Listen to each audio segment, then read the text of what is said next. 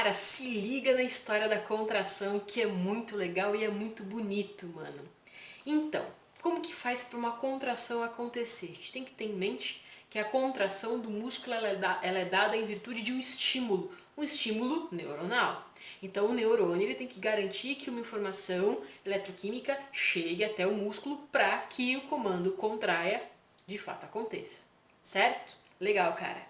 Então, o estímulo chega, mano, através das terminações do neurônio, das terminações do axônio, conversando diretamente com o músculo. Essa comunicação é dada através de um espaço, de uma fenda chamada sinapse.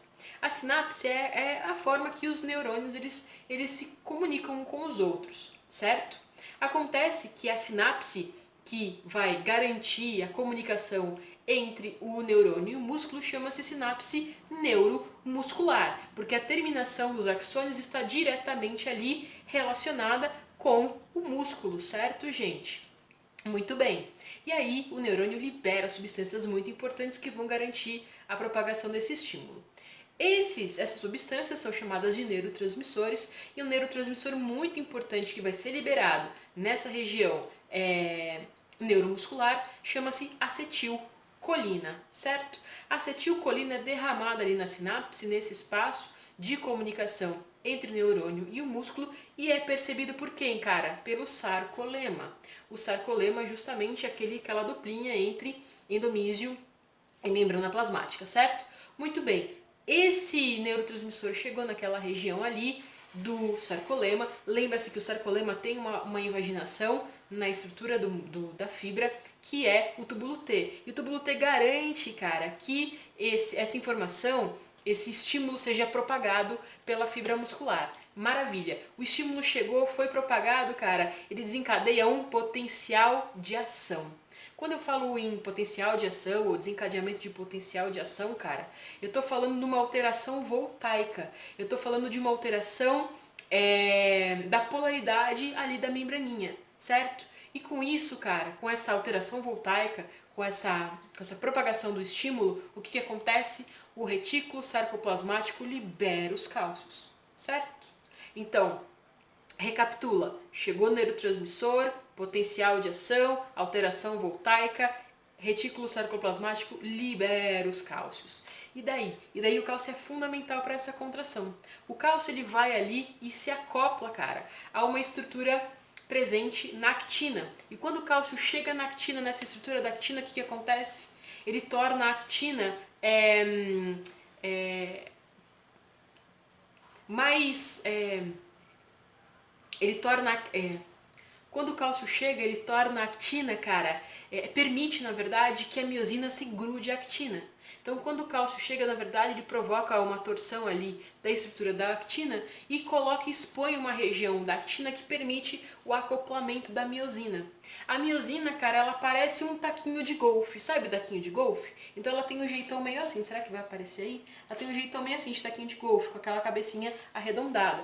Quando a miosina, com a chegada do cálcio, expõe uma região que é permitida o acoplamento da miosina, a miosina gruda a cabecinha dela e faz esse movimento de alavanca.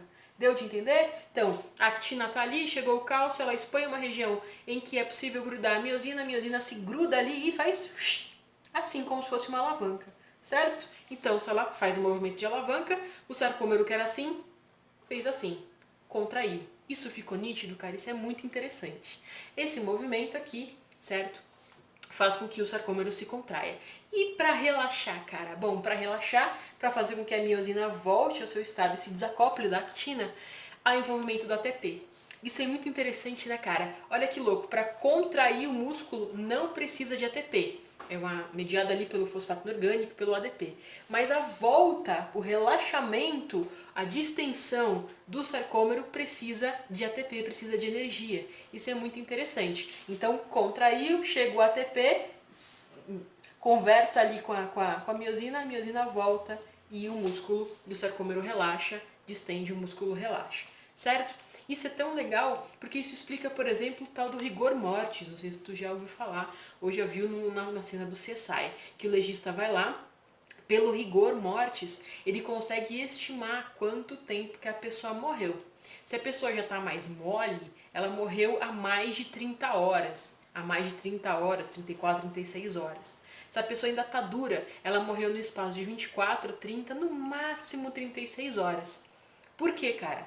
Porque quando a gente morre, a circulação para, né, mano?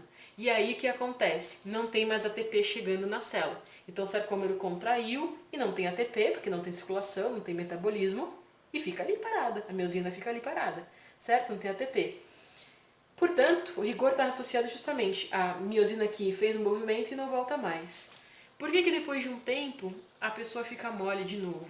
Porque as fibras começam a se degradar, as estruturas começam a se degradar e aí o corpo fica, a musculatura fica flácida. Mas não porque chegou a ATP e a miosina voltou, mas porque houve uma degradação dos tecidos e de todas as estruturas ali do nosso corpo. Certo? Foi, meu querido.